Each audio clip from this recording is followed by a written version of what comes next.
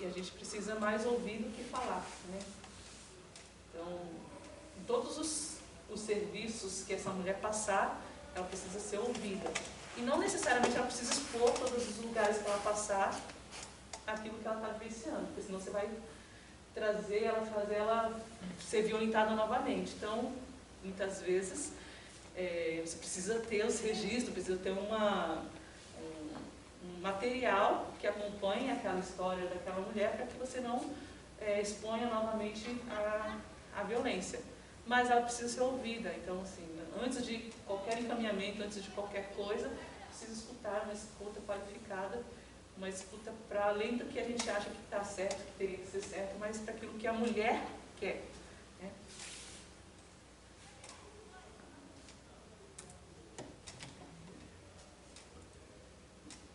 Então, eu vou começar falando aqui, retomando essa questão do atendimento, porque isso é muito importante. A mulher, vítima de violência doméstica, quando ela vai ser atendida, todos os direitos dela já foram violados. Então, ali é um serviço para conter o estrago que já foi feito. Então, tem alguns princípios que a gente não pode desconsiderar, seja no atendimento jurídico, no atendimento psicológico, na delegacia, no serviço de proteção, enfim, onde essa mulher passar, alguns princípios têm que ser observados. O primeiro deles, verossimilhança da palavra da mulher. O que é isso, Luciana? O que a mulher falou é verdade. Não cabe ao juiz questionar se, quando ela pede uma medida protetiva, não tem provas. Não. Só a alegação dela é suficiente para a concessão da medida protetiva. Não tem que ficar, mas tem que ter a oitiva lá das testemunhas para eu ver se realmente é caso de dar a medida protetiva. Não, porque se não for concedido naquele momento, pode ser que não seja mais necessário depois, porque a gente pode perder aquela vida. Então, onde a mulher passar, o que ela falar tem que ser levado em consideração, tem que ser levado como verdade. E aí depois, no desenrolar da história, dos encaminhamentos e entendimentos, a gente vai verificar qual é o melhor encaminhamento de acordo com a verdade que ela traz. A verdade legal cabe ao juiz criminal. Quando a gente fala de atendimento, de concessão de medidas protetivas, não cabe ao juiz e ficar questionando se aquela fala tem outros fundamentos ou não. Só a fala da mulher já é suficiente para a concessão da medida. Segundo, autonomia da vontade como regra. Eu falei, né, uma das perguntas que eu sempre faço e que tem que ser para cada pessoa que atende a mulher em situação de violência doméstica, onde ela passar, o que você deseja? O que você quer? Porque o que eu acho é uma coisa, agora o que a mulher quer é outra. Às vezes a família dela mora em outro estado, mas ela não quer ir embora para outro estado. Até no atendimento de hoje era isso, né? Passou pela minha cabeça. Talvez seja mais aquela ânsia de querer resolver o problema. Talvez seria mais legal, melhor assim, para ela voltar para a cidade dela. Mas eu perguntei, o que a senhora quer? O que a senhora deseja? Ela falou, eu quero, depois que resolver esse processo, eu quero morar com meu filho, onde ele estiver. Com meu filho, com os meus netos, porque hoje o filho mora junto com o autor da violência, né? Então é isso, é ouvir, é o que a pessoa quer, o que ela quer. Talvez o que nosso entendimento seria uma outra saída, mas tem que ser levado em consideração a vontade da mulher. Claro que não são vontades impossíveis, né? Se ela falar assim, eu quero voltar para casa e você sabe que ela já está com a medida protetiva, tem um risco altíssimo de morte, não dá para levar em consideração isso. Mas, na medida do possível, e ali está, como regra, é o que ela quer que tem que ser encaminhado. Terceiro, atendimento humanizado. E aí até peço desculpas aqui para... Esqueci o seu nome. Juliana.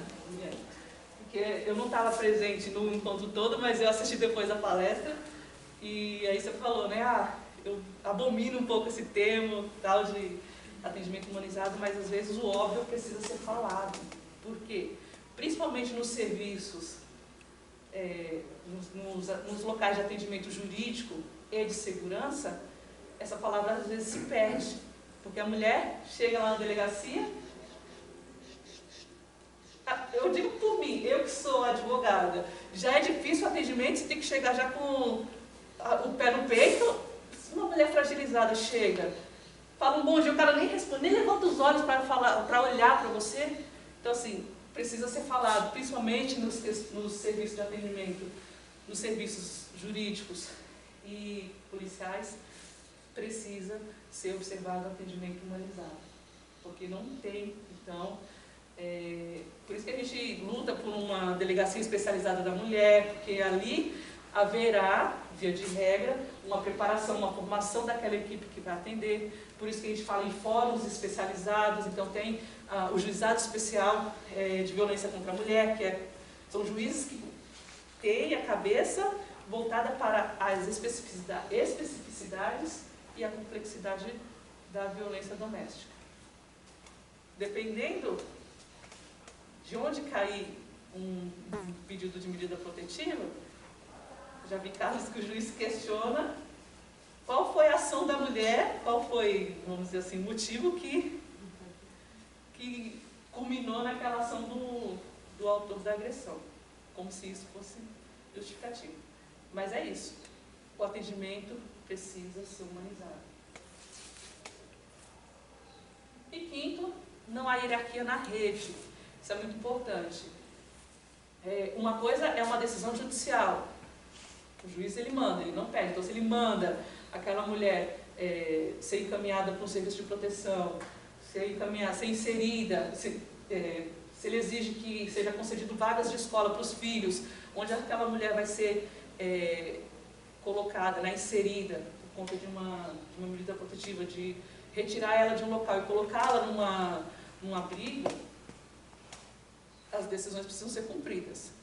Só que aqui eu estou falando da rede como um todo. Então, o serviço jurídico, o serviço policial e os demais serviços de atendimento não têm hierarquia uns entre outros.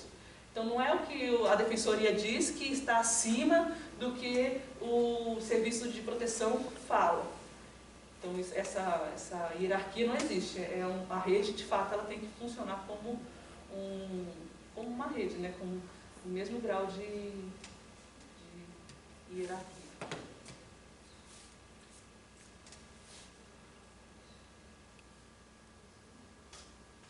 E aí, a gente, como eu falei, a questão da violência, que a gente está percebendo, é uma situação, é uma questão complexa, e questões complexas demandam respostas complexas. Então, por isso que existe uma rede de enfrentamento dessa questão da violência. A rede era formada, basicamente, por 3 sistemas. De um lado, o sistema de segurança, que é formado pelas polícias. A gente tem 3 tipos de polícia no Brasil. Tem a polícia militar, tem a polícia civil e a guarda. E daqui a pouco a gente vai falar um pouquinho mais sobre elas. O sistema judiciário, o sistema de justiça, que é formado pelo Judiciário, Ministério Público e Defensoria, que daqui a pouco a gente vai falar também. E o serviço de atendimento, que é formado por toda a outra rede que acolhe essa mulher, seja na saúde, na assistência, na educação, organizações sociais ou grupos da sociedade civil organizada. Então, como eu falei, no sistema de segurança a gente tem 3 tipos de polícia. Tem a polícia militar, que faz a ronda ostensiva e a preservação da ordem pública. Então, via de regra, quando há algum conflito, quando há algum desentendimento, eles usam a palavra desinteligência, né? Desinteligência familiar. Chama-se a polícia militar porque ela é responsável, ela trabalha 24 horas por dia, turnos, né, diferenciados. Então ela faz esse trabalho de preservação da ordem pública. É ela que, em caso de violência praticada ali naquele momento, né, a gente fala, é essa polícia que leva para a delegacia e aí a delegacia dá os outros encaminhamentos. A delegacia ela é constituída pela polícia civil, que é a polícia judiciária investigativa. A polícia judiciária é aquela que é responsável por dar os encaminhamentos, cumprir as ordens judiciais.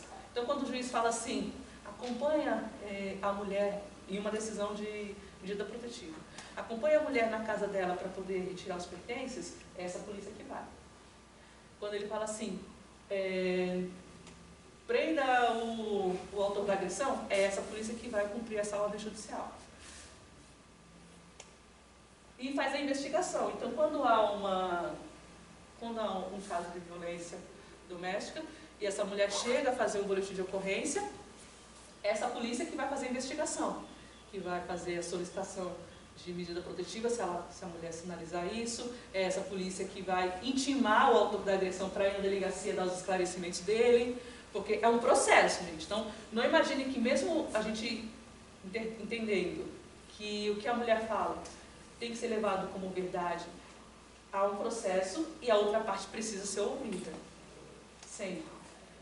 Então, essa polícia civil é que faz todo esse trabalho de investigação e de cumprimento das ordens judiciais. E a Guarda Civil, que é uma guarda municipal, a Guarda Civil, ela tem passado por uma reformulação. Ela foi criada, foi constituída pela Constituição Federal só para fazer o cuidado do patrimônio. Então era para cuidar das escolas, para não ter depredação, não ter furtos nas escolas, prédios públicos. Escola, hospital, UBS, enfim. Só que, ante a carência das demais polícias, né, Polícia Civil e Polícia Militar, a cada vez mais foi se exigindo mais a atuação da polícia, da Guarda Municipal, que é a GCM. A Guarda Municipal, em muitos casos, é a que está mais próxima da comunidade. Então, ela acaba atendendo mais do que, muitas vezes, a Polícia Militar. E aí, isso não é um fenômeno acontecido só aqui em Itapecerica, mas é no Brasil inteiro. Por conta dessa mudança de natureza, de exigência da polícia, houve alteração legislativa também em 2014, autorizando que as guardas passassem a usar porte de arma e fazer outros serviços, atrelando o trabalho delas ao trabalho realizado pela Polícia Civil. Então, elas podem também fazer uma pacificação, preservação da ordem pública.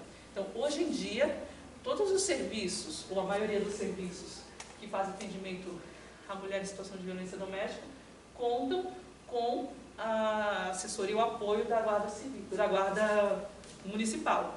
Então, um exemplo, a mulher chegou na unidade, no centro de referência, e ela está só com a roupa do corpo, saiu sem documento, sem nada. Precisa pegar os documentos dela e pelo menos uma mala pequena. Quem é que acompanha? O centro de referência tem autoridade para ligar para a GCM e solicitar esse acompanhamento sem precisar de uma ordem judicial para isso. A própria Lei Maria da Penha garante. Então, ela pode fazer a solicitação, a guarda vem, acompanha essa mulher, retira os pertences dela, pertences de uso, não adianta ela querer, eu vou levar minha máquina de lavar, não. É de usos básicos, documentos pessoais e roupas, né, coisas de higiene. A Guarda Civil acompanha e retira.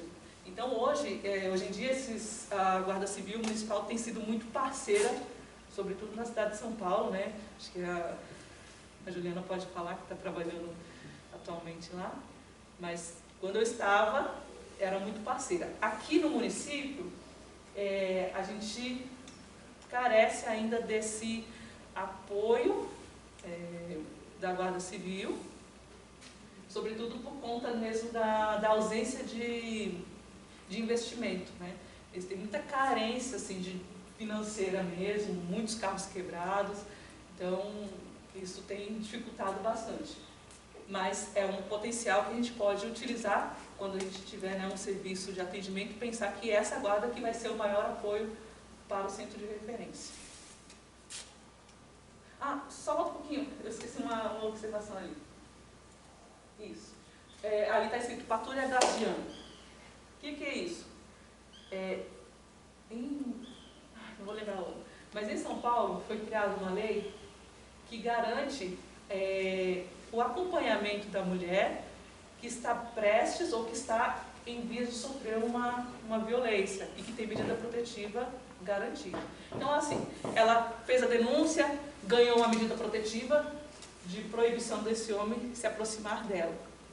Nesse caso, existe uma metragem, ele pode se aproximar em 20 metros, enfim.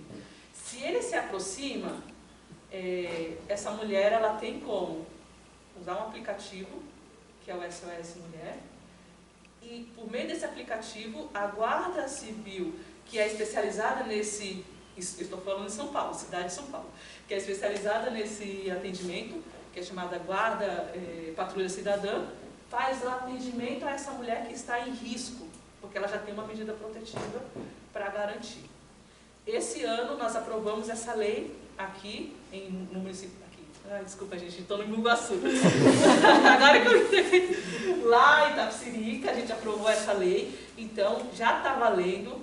A prefeitura tem que fazer uma formação específica para um grupo, que ela vai selecionar lá, dentro da Guarda Civil, para fazer essa formação e um grupo fique responsável pela patrulha guardiã.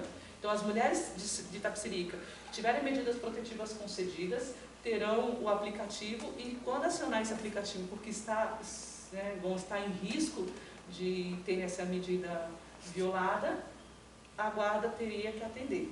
Tá? É recente, foi promulgada esse mês essa lei, então assim, é uma coisa muito boa, mas a gente ainda está no começo lá em Itapecerica nessa questão da legislação. Agora sim.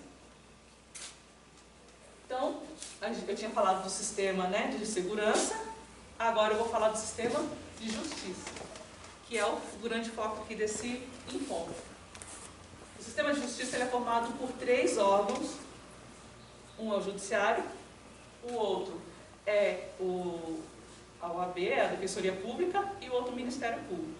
Cada um desses órgãos tem funções diferentes e não há hierarquia entre eles, exceto, como eu já falei, né, o juiz, que ele não pede, ele manda nas suas decisões, nas determinações judiciais.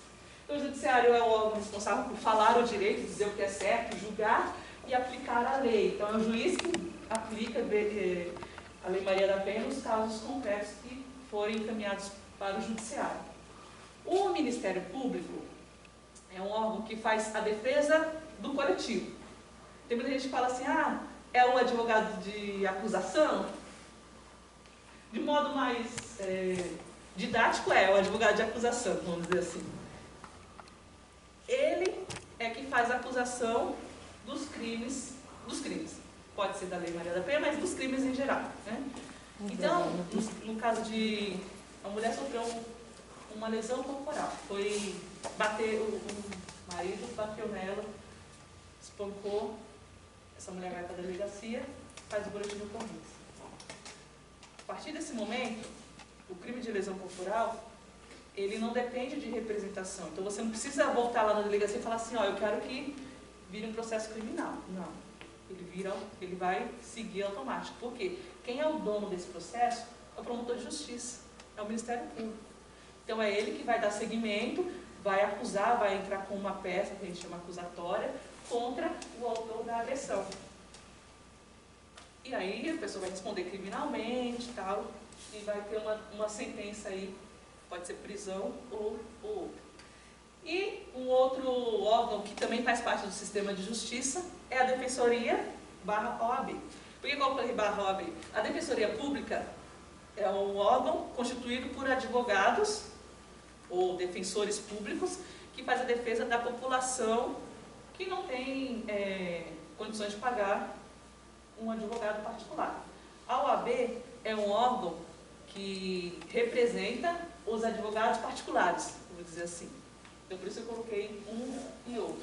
Faz a defesa individual. Então, faz tanta defesa, a OAB e a Defensoria faz tanta defesa desse cara que praticou a agressão, mas faz a defesa também da vítima num processo de pensão, por exemplo. Então, a mulher que está nessa situação de violência, tem vários filhos, tem um filho, enfim, ela precisa da pensão alimentícia, então ela entra com uma ação, ela vai ou contar com um advogado particular, ou com a defensoria sendo o advogado do Estado. É isso. não faz parte desse sistema, né, que a gente está falando aqui, o legislativo, mas eu coloquei para a gente entender que o legislativo, o poder legislativo, ele é importantíssimo nos nossos encaminhamentos, no nosso atendimento à mulher em situação de violência doméstica. Acabei de dar um exemplo, que foi a criação da Patrulha Guardiã em Itapecerica da Serra. Foi uma lei apresentada no município que garantiu esse formato, essa equipe especializada da Guarda Municipal dentro do município de Itapecerica. Então, o legislativo, ele cria as leis de proteção. E por que precisa ter leis de proteção? Porque tem pessoas, tem indivíduos que não estão no mesmo grau de direitos de outros. Então, é assim com as crianças e adolescentes, por isso que existe o ECA, é assim com o idoso, por isso que existe o Estatuto do Idoso, é assim com a pessoa com deficiência, por isso que existe o Estatuto da Pessoa com Deficiência, e é assim com a mulher em situação de violência doméstica. Por isso que foi criado pelo governo federal a Lei Maria da Penha, que é a Lei 11.340. Pensando nesse papel importante do poder legislativo, eu listei ali algumas leis que são importantes dentro do município de Itapecerica da Serra, e para a gente entender e saber também como encaminhar. No primeiro item ali, a Lei 2795, a gente pode achar que eu não conseguindo respirar. Fique à vontade, fique à vontade.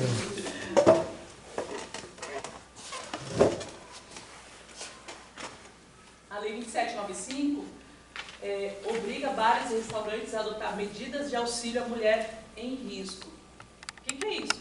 Se a mulher está andando na rua, estou falando de Itapecerica, gente, está andando na rua e está sendo perseguida pelo autor da agressão, ela entra em um bar, um restaurante, o dono, o responsável por aquele estabelecimento, tem a obrigação de usar medidas de proteção à vida daquela mulher. Então, o que ele tem que fazer? Ligar para a polícia. Não é simplesmente sai daqui, não tem nada a ver, não. Essa lei obriga a esse restaurante a tomar essas medidas. É uma obrigatoriedade. É tão importante a gente saber disso, porque eu falo por mim, mas eu imagino que cada um de nós aqui já tenha presenciado um caso de situação de violência dentro de algum estabelecimento privado. E aí você vê muitas vezes que nem as pessoas que estão ao redor fazem nada e nem o dono do estabelecimento faz coisa alguma. E não, no município de Itapecerica da Serra ele tem a obrigação de tomar alguma medida. Seja acionando a polícia, seja, não sei, tem que tomar alguma medida para evitar que essa mulher permaneça em situação de risco. Em alguns estados, tem algumas legislações que são mais aperfeiçoadas do que essa. No Distrito Federal, por exemplo, eles estão muito avançados nessa questão da legislação de defesa e de proteção da mulher. Eles criaram uma lei que, além de ter, né, essa exigência da entidade privada, seja uma empresa, qualquer lugar que essa mulher entrar, que for um ente privado, esse dono dessa instituição precisa usar medidas de proteção, auxiliar essa mulher para que ela não venha correr risco. E aí eles criaram um procedimento. Então a mulher chega Teve um caso que a mulher chegou no banco, por conta da pandemia, você não pode entrar com muita gente, então se está acompanhada, entra só um, né? E essa foi a forma que ela conseguiu ajuda, porque o autor da agressão ficou lá fora, ela entrou. E aí quando ela entrou, ela ia fazer um depósito, alguma coisa assim, ela escreveu no papel, e esse é o procedimento que eles usam lá. Deixa eu lembrar o termo que é uma cruzinha, que é o sinal de, tipo, preciso de ajuda, e escreveu assim: ele está lá fora, me aguardando. E aí, como toda a população daquela cidade já estão conscientes dessa legislação, o que o bancário fez? Ele ligou para a polícia, e assim, essa mulher era de uma cidade X e ela estava na cidade Y, tá? Só para a gente entender. Aí ele ligou para a polícia da cidade onde estava o banco, aí o banco falou assim, no papel ela falou, eu sou da cidade tal, porque tem que falar, né, de onde você é. E aí o pessoal da delegacia falou assim, mas ela tem que você tem que ligar na cidade onde é a pessoa. Aí acabou ali, porque como é que ele conseguiria, naquele momento assim, de urgência, fazer uma pesquisa de qual era o telefone da delegacia da cidade onde a mulher morava. Não, ela teria que ser já encaminhada e ser atendida lá. Aquela polícia que ele ligou teria que fazer o atendimento. Então, houve uma quebra aí do atendimento, mas enfim. É só para dizer que tem alguns municípios que já têm essa conscientização mais generalizada, que a gente não tem. Então, essas legislações municipais a gente precisa conhecer para poder exigir que os órgãos todos saibam e criem esses mecanismos de proteção. Segundo, lei do desembarque seguro. Essa lei garante que a mulher que esteja sozinha, desacompanhada, ela possa desembarcar no local que ela quiser, fora do ponto. Então, está à noite, isso eu estou falando tudo da legislação do município de Itapecerica, tá? Está à noite, já está escuro e, sei lá, está a rua deserta, ela pode pedir para parar fora do ponto, no local mais que ela se sinta mais segura para a preservação da saúde e da integridade dela. Terceiro, lei que torna obrigatório o registro da violência contra a mulher no prontuário médico. A gente... Eu vou falar, abrir um parênteses que eu acho que eu não fiz no começo, né? Eu nem me apresentei, né, gente? Eu sou a Luciana, advogada, e atualmente eu estou trabalhando na assessoria do vereador Fábio Santana. Por meio da assessoria, a gente montou uma cartilha, que é a Cartilha dos Direitos da Mulher.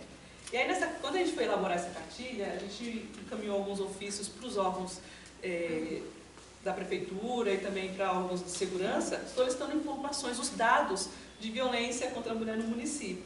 E a gente nem colocou aqui porque os números que eles mandaram estão abaixo, são subnotificados. E foi aí que a gente viu que tem uma legislação que exige que, mesmo que essa mulher não queira fazer boletim de ocorrência, que ela não vá, que ela seja atendida no CRAS e ela não queira dar encaminhamento, se ela passou pelo serviço de saúde, obrigatoriamente esse atendimento tem que constar no prontuário dela, situação de violência doméstica, e isso tem que ser encaminhado para o setor epidemiológico do município de Itapecerica da Serra. Então, depois que a gente entendeu isso, a gente encaminhou um ofício lá para o pessoal da saúde e a gente está aguardando esses dados. Nesses dados tem que ver a quantidade exata, a informação mais concreta, porque a informação que o sistema de segurança passou não está compatível com os níveis de violência que a gente tem visto no município. De igual modo, os que a prefeitura mandou, os atendimentos do CRAS, é irrisório. 38 casos em um ano. Gente, sabe, é fora de cogitação. Então, tem que ser respeitada a lei, os casos têm que ser realmente registrados para que isso... Porque é só o registro que garante a criação de políticas públicas. Porque se não tem registro, é aquilo que foi falado. Parece que não existe, está tudo bem. E não está tudo bem. Então precisa sim registrar. Mesmo que essa mulher não vá para o sistema de justiça, ela não queira processar o cara, que ela não queira colocar isso na polícia, na saúde precisa estar registrado e a partir disso precisa ser criadas políticas públicas para atender essa mulher. E políticas públicas não só para atender, porque quando você atende já aconteceu. Tem que ser também pensado em políticas públicas para prevenir essa situação de violência. Um decreto aí não é ligado a essa questão da violência, mas que é importante também para a mulher, porque a gente fala de atendimento, de contenção, de enfrentamento da violência, mas a gente também tem que pensar que o nosso trabalho ele tem que ser para além do atendimento da violência, mas tem que ser também preventivo. E como é que você previne a violência? Valorizando a mulher.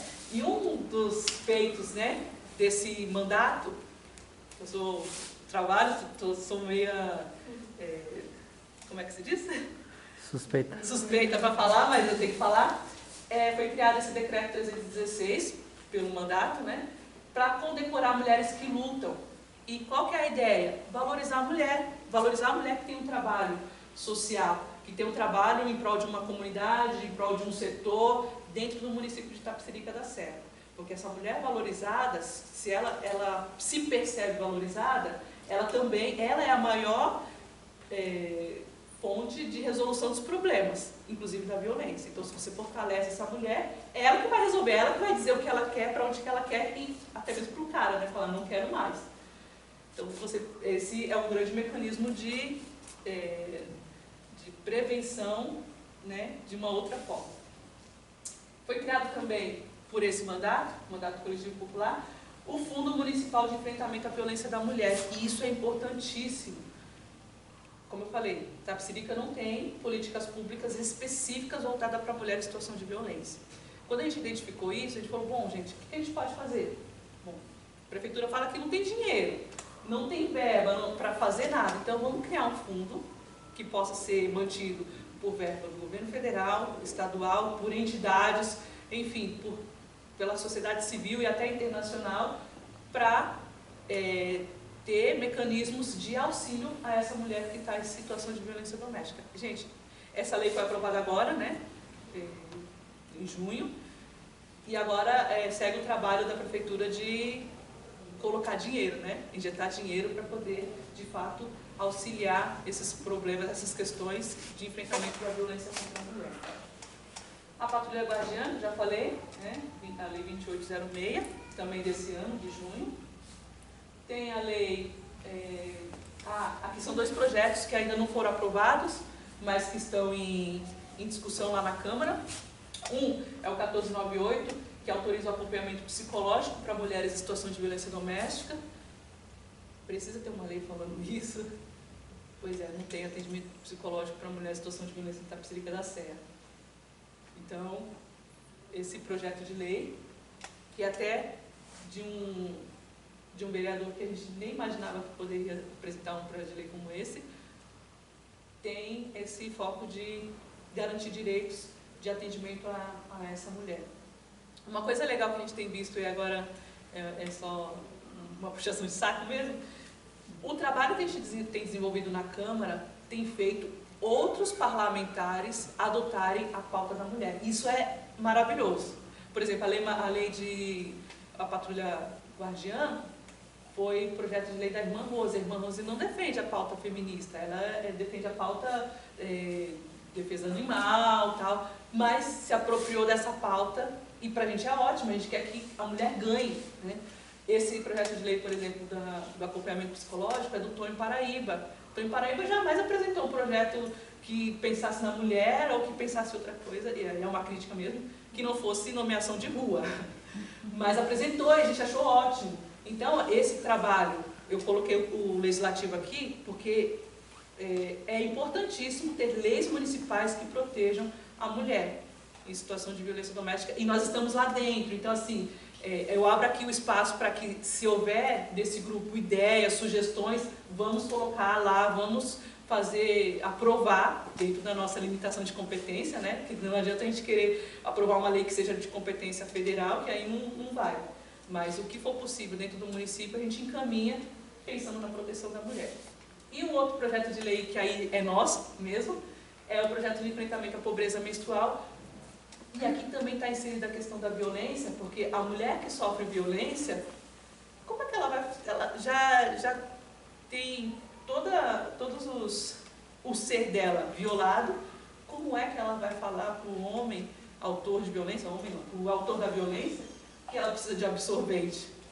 Então, assim, é uma gotinha dentro desse cenário todo de violação de direitos, mas que a gente quer exigir, né, por meio desse projeto de lei, exigir do poder público fornecimento de itens de saúde da mulher, para além do absorvente. Pode ser absorvente, pode ser coletor, pode ser calcinha absorvente, enfim, qualquer outro item que atenda essa mulher, porque essa mulher, ela sofre violência, essa situação, as questões dela em si, toda, não são consideradas por esse autor da violência. E se ela sofre uma questão de dependência econômica, financeira, muito pior, né? Muito pior. E a gente identificou que no TRAS, por exemplo, é fornecida a cesta para aqueles que precisam, mas na cesta não tem esse item que é tão importante, né?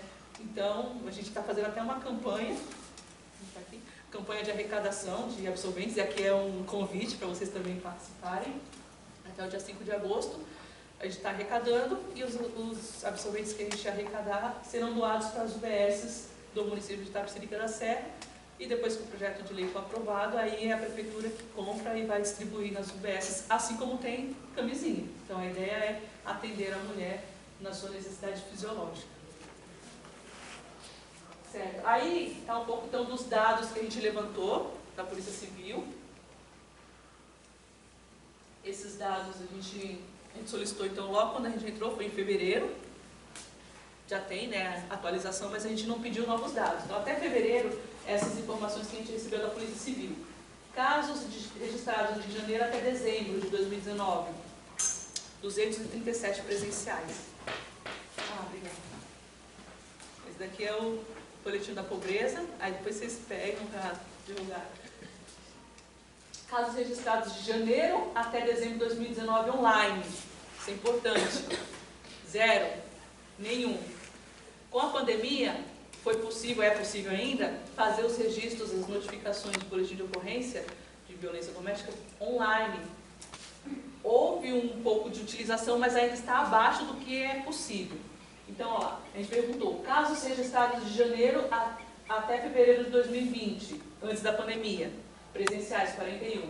Casos registrados de março até dezembro de 2020, presenciais 185. E os online, no período da pandemia, o ano passado, tinha lá 43. Eram poucos, mas pelo menos já tinha essa utilização das notificações de violência pelo boletim online. Casos registrados de janeiro de 2021, 14 presenciais. E online, 4 presenciais. Ou seja, em janeiro, primeiro mês do ano, online já tinha 4. Então, hoje, que a gente está no final de julho, praticamente, a gente vai solicitar a atualização desses dados. Mas imaginem como não está o número desses casos já. Caso de feminicídio, registrado em Itapecerica da Serra no ano de 2020, um caso. Eu não assisto da Tênis e Companhia Limitada, mas tenho um amigo nosso que é aqui da região, que faz a cobertura. É parceiro, né, deles, que é o Diego, da Tubinete, e às vezes eu acabo vendo ali. Só que ele notificou, já foi mais de 5. Imagina dizer que é 1. Hoje a gente encontrou com ele lá na ação social do Jacira, a gente solicitou o levantamento dos casos que ele tem para a gente confrontar com esses casos oficiais. Acho que isso tem a ver um pouco também, né, Lu? Não sei se de que quem decidir será o delegado, né? Se é um feminicídio ou não. Sim. Então... porque não é que a gente chega lá falando, olha, a minha irmã foi vítima de feminicídio. Não, né? A gente fala, foi vítima de violência e é ele que de fato define aí como que vai se encaminhar. Não é que não tem, né? Então, onde que está saindo esses casos que não está entrando da forma que precisam ser registrados? Da Polícia Militar, que é aquela que faz, né, a ronda extensiva. Em 2019 foram 398 solicitações, em 2020 497 e para eles um caso de feminicídio em 2020. Aqui eu de fato não tenho como dizer para vocês se o caso que eles reportaram para nós é o mesmo que foi reportado pela Polícia Civil. Assistência social, 28 casos de 2019 a 2020. Gente, não tem lógica, né? Aí a saúde epidemiológica a gente solicitou, que é essa que tem que fazer obrigatoriamente o registro. Até ontem a gente não tinha recebido a resposta, mas quando vier a gente atualiza lá no grupo. Eu vou passar um pouquinho rapidinho, a gente já falou bastante, mas é importante ter sempre fresco. A violência ela se expressa em vários tipos. Para cada tipo de violência existe um tipo criminal. Então, a violência física, que é a ofensa à integridade física da mulher, pode ser considerado como lesão corporal, e aí é lesão corporal de natureza leve, grave ou gravíssima, dependendo do nível de violação à integridade dessa mulher. Bater, espancar, empurrar, atirar objetos, sacudir, chutar, apertar, queimar, cortar, enforcar, tudo isso são exemplos de violência física. Violência psicológica são ações que causam danos emocionais que diminuem a autoestima. E aqui, normalmente, uma mulher que sofre situação de violência doméstica, esse é o primeiro que começa no nível da violência, né? O primeiro grau de violência, o primeiro tipo de violência sofrida é a violência psicológica, aí vai só aumentando. Exemplos, comportamentos como ameaça, constrangimento, humilhação, manipulação, e aqui é a manipulação psicológica, tá? Se é manipulação financeira, aí é outro tipo de violência. Violação da intimidade, ridicularização, exploração e limitação do direito de ir e vir. Ah, você não vai não vai para tal lugar não, vai ficar trancado. Já vi vários casos de a pessoa viver em cárcere privado mesmo, trancada, porque e sofrendo violência psicológica. Violência sexual. Gente, o que mais tem é mulheres que vivem com seus companheiros, esposos ou esposas, que a violência, nesse caso, não depende, a outra parte. A vítima é sempre uma mulher, mas a outra parte pode ser uma outra mulher, né, se está numa relação ali de familiar. Então, o que mais tem é violência sexual contra a mulher. Assim, muitas partem enquanto mais de idade, mais há a crença de que eu preciso ceder mesmo que eu não queira, porque eu tenho que atender o meu companheiro, o meu marido. Não, se você não quer, não faça. E se fizer obrigado, é estupro. Tipo penal, estupro. Violência patrimonial. Aqui o tipo penal seria o constrangimento ilegal. Você é obrigado a fazer uma coisa que você não quer. Me dá seu salário, vou destruir as suas coisas, cortar as suas roupas. Aqui, esse é o exemplo de violência patrimonial. Também quebrar os instrumentos de trabalho, né? Quebrar a máquina de costura, ou quebrar o fogão se a pessoa cozinha em casa, enfim. Violência moral é aquela violência em que diferente da violência psicológica, que você está falando para a pessoa, a violência moral você está expondo ela para outras pessoas. Então, assim, é a imagem dela, você está denegrindo a imagem dela, contando mentiras, você pode falar ofensas, aquela vagabunda me trai, enfim. Qualquer tipo falar coisas que não são verdades, qualquer tipo nesse sentido é violência moral. E a violência moral, ela pode ser tipificada como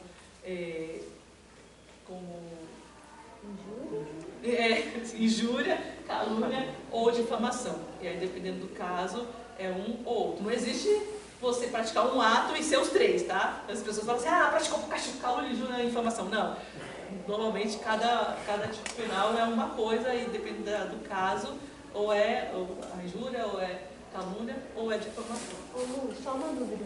Por exemplo, companheiros que proíbem suas esposas ou companheiras de trabalhar ou ficam sempre com a ameaça da questão financeira, né? É patrimonial também? Não. A patrimonial é aquela que trabalha e ele pega o dinheiro dela. Aquele que proíbe ela de trabalhar é a violência... Passei por lá. É a psicológica? Não, vai mais um. Não, volta. Seria a violência moral, porque você não deixa a pessoa livre fazer o que ela quer, o direito de ir e vir e o cárcere privado, entendeu? Então você não deixa ela tomar as escolhas dela, não deixa ela trabalhar, não deixa ela estudar, seria mais a questão moral mesmo. E aí a gente entra um pouco na questão das medidas da Lei Maria da Penha. Você quer fazer intervalo ou... Passa um pouquinho. Não, eu vou concluir esse, aí a gente faz intervalo porque a gente começa um outro. Então eu vou passar rapidinho também, porque a gente já viu bastante sobre essa questão. Mas o que a mulher pode ter de garantias, de proteção pela Lei Maria da Penha? Quando a gente fala de Lei Maria da Penha, a gente entende que há proteções que são próprias para aquela situação de violência. Mas o que a gente precisa entender é que não é só a Lei Maria da Penha que garante proteções. Então, assim, o sistema criminal, o sistema penal também garante proteções. mais genéricas. Então, por exemplo, se eu estou sendo, não tem nada a ver com relacionamento, mas eu estou sendo perseguida, vamos dar um exemplo concreto. Uma pessoa pública estava sendo perseguida por uma mulher que tinha se apaixonado por ele. E não podia, porque era uma pessoa que tinha uma escolha religiosa. E essa mulher acabou expondo nas redes sociais, enfim. Nesse caso, em que há uma perseguição, você tem proteção da lei, não pela Lei Maria da Penha, tá? Mas tem proteção da lei, e aí foi possível, no caso concreto, o juiz determinou um afastamento. Essa mulher não podia se aproximar desse cara por uma metragem, não podia ter contato, não podia se comunicar com ele nas redes sociais. Então, assim, entendam, a proteção existe também para outros atores, para outras pessoas, não só na Lei Maria da Penha. Só que para ser da Lei Maria da Penha, precisa de um lado ter uma mulher, necessariamente. Ontem foi questionada, né, lá no trabalho, o pessoal falou assim: eu posso, Luciana, eu posso pedir uma Maria da Penha contra a minha ex-companheira? Não, mas eu vi lá uma decisão. Então, pode ter sido uma decisão judicial, a cabeça do juiz pensa qualquer coisa, mas a lei não diz isso. A lei, a garantia, necessariamente de um lado é uma mulher. Pode ser uma criança, pode ser uma mulher pequena, pode ser uma idosa, não importa a idade dela, mas é sempre uma mulher, a vítima da violência. E do outro, pode ser qualquer pessoa, mas que tenha relação familiar, parentesca, de vínculo com essa mulher, pode ser também uma outra mulher, no caso de uma relação homossexual, e que tenha a questão de gênero envolvida. Se não for assim, é só duas mulheres que não se batem, que não se gostam, que uma quer pegar a outra, pode ter proteção da lei penal, do Código Penal, mas não da Lei Maria da Penha. Ficou claro? Isso é importante. E aí, então, a Lei Maria da Penha garante, né, esses direitos aqui, essas medidas. É o agressor se afastar do lado de convivência da vítima. E aí, Luciana, tem muita gente que fala assim: mas eu vou perder meus direitos da casa? Não, isso aqui não tem nada a ver com o direito de partilha, se você vai se separar da pessoa. Aqui você está dizendo que você não pode conviver no mesmo ambiente que essa mulher, porque ela está sendo agredida, ela está sendo vítima de violência. Então, precisa tirar. É em todos os casos que a justiça tira? Não, também. Então, assim, é analisado caso a caso, mas, lembra lá dos princípios que eu falei? A palavra da vítima é a mais importante. Então, se ela se apresentar que está em risco, ainda que não tenha provas, o juiz tem que tirar esse cara da casa. Onde ele vai? O problema dele. Onde o juiz está aqui da Lei Maria da Penha. Para onde ele vai morar já não é questão nossa, é questão dele. 2. O agressor pode ser proibido de se aproximar da vítima, dos familiares, com limite de distância. Aí o juiz pode determinar 10 metros de distância, 20, 40, 50, enfim. Não tem um limite. 3. Fica proibido de ter contato com a vítima e seus familiares por qualquer meio. Tem homens que, não, tudo bem, não vou lá no trabalho dela, não vou perseguir, mas fica enchendo a mulher pelo celular. Se for deferida essa medida, não pode, nem pelo celular, nem pelo WhatsApp, nem pelo Face, nem por nada. Nem sinal de fumaça ele pode passar para essa mulher. Tem filhos envolvidos. E aí, como é que faz? O filho também vai receber a medida? Não. A medida é para a mulher. Tem casos, e não são poucos, que o homem é um péssimo marido, companheiro, a pessoa autor da violência, mas como pai é bom. Então a lei, ela diferencia. Então pode ser que essa mulher tenha a medida protetiva, mas os filhos continuam tendo o direito de ver o pai. E essa mulher que vai levar a criança lá para o pai ver? Óbvio que não. Então é outra pessoa que vai levar essa criança para o pai ficar, exercer o direito de visitas dele. Porque não necessariamente é retirado o direito de visitas de uma pessoa que é o autor da agressão. Vou fazer uma pergunta. E pode acontecer, de um exemplo, no caso da criança, né, se ela não se tornar canal de comunicação também?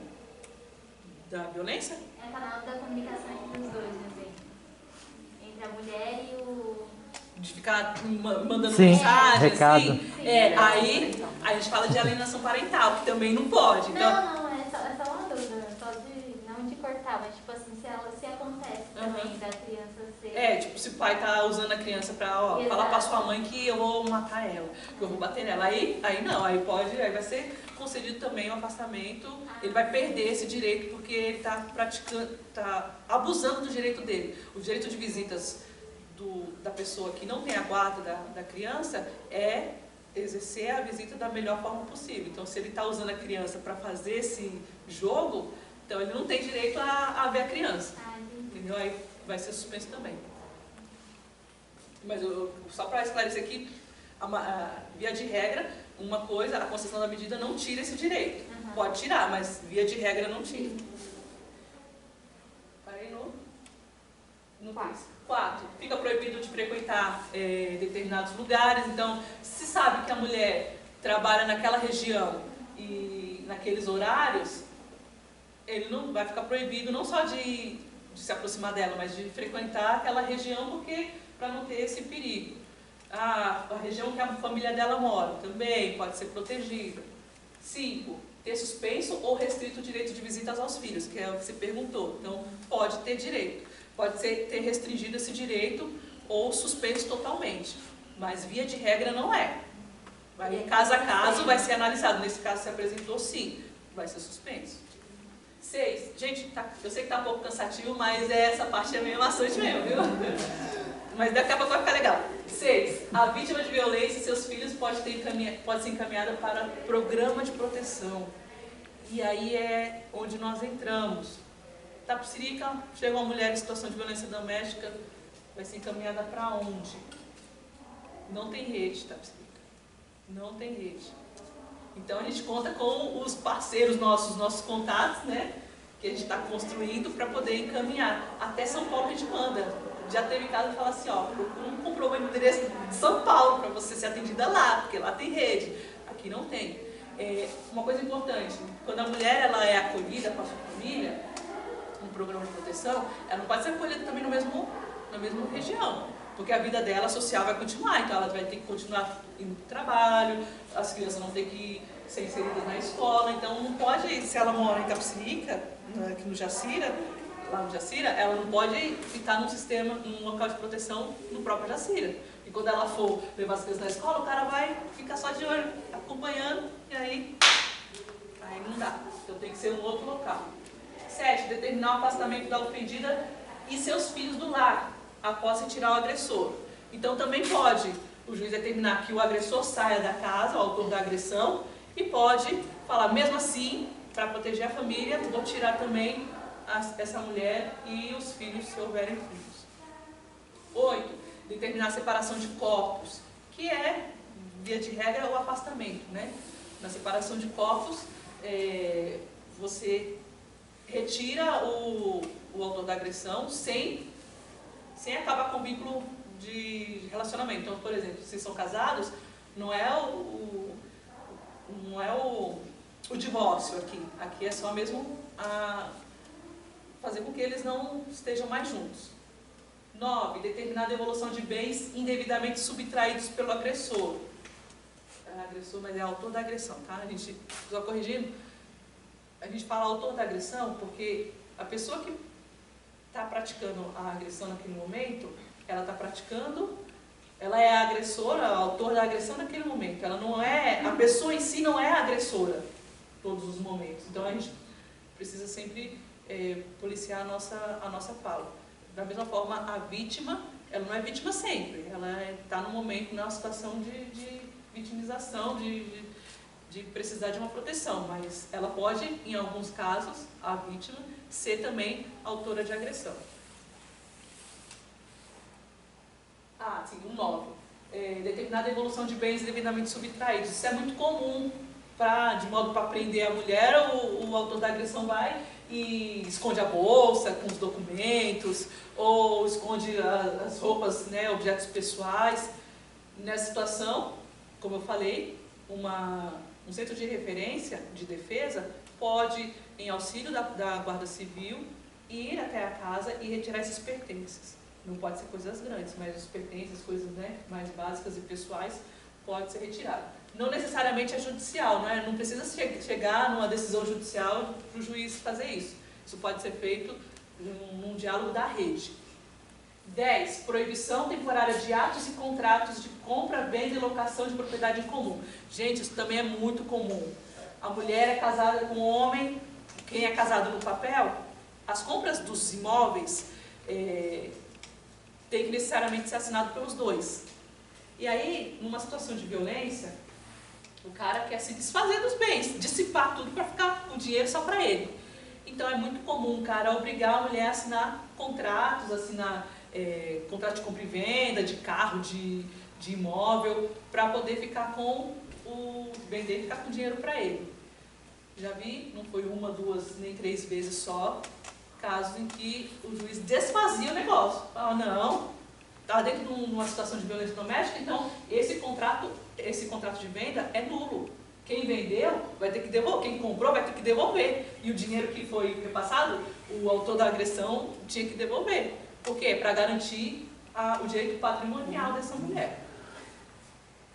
E 11, suspensão de procurações conferidas pela ofendida ao autor da agressão. Também, aqui é uma situação que a gente só identifica numa relação de violência doméstica, onde há um nível não só econômico mais elevado, mas também um conhecimento de ambas as partes. Já vi casos que o homem pedia procuração para a mulher, pedia não, né? Ele obrigava a mulher a assinar para fazer todos os atos em nome da mulher. Mas não era a mulher que estava fazendo, nem livremente autorizando o homem a fazer os atos em nome do homem, não. O autor da agressão fazer os atos em nome dela. Foi também um mecanismo de violência. E aí, nesses casos, também o juiz suspende essas procurações e os atos realizados nesse período, por meio de procuração, não têm validade nenhuma. Tá bom? Bom, esse daqui então foi um pouco das medidas que são concedidas. Agora a gente vai fazer uma pausa para a gente começar com uma outra fase mais legal. Todo mundo de pé? Só vou pedir para a gente ficar de pé. Ô, Lu, deixa eu só te fazer uma pergunta. Aquela questão de que às vezes o juiz determina que o homem faça um processo de acompanhamento. Também ainda está em vigor? Precisa, porque assim, é uma legislação municipal. Na Maria da Penha... essa aqui está falando da municipal? Não, tem na Lei Maria da Penha genérica. Que ele teria que fazer...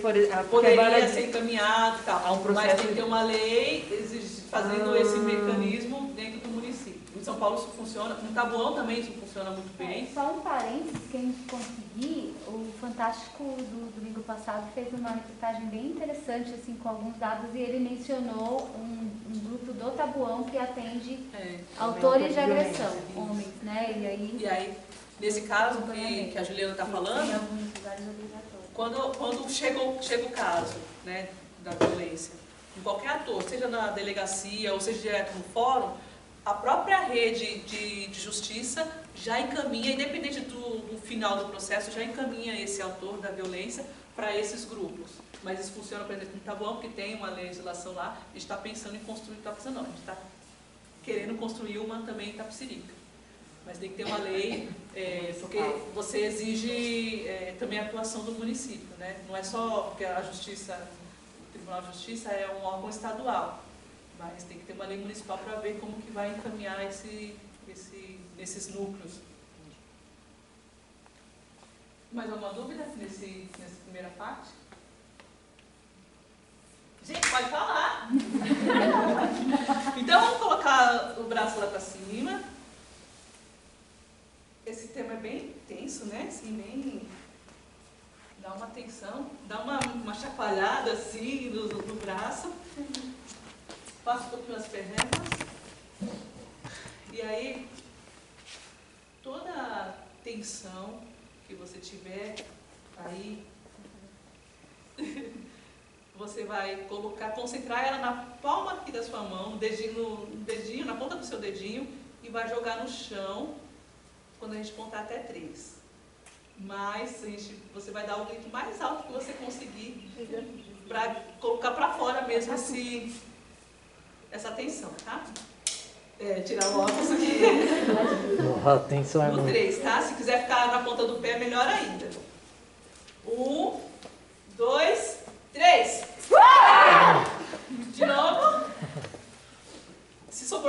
alguma coisa, algum desentendimento que você teve hoje, algum aborrecimento que ainda está aí dentro, coloca para fora no 3. 1, 2, 3. Mais uma vez, para finalizar. Se restou ainda alguma coisinha, no 3. 1, 2, 3. Pronto, gente. Café, gente.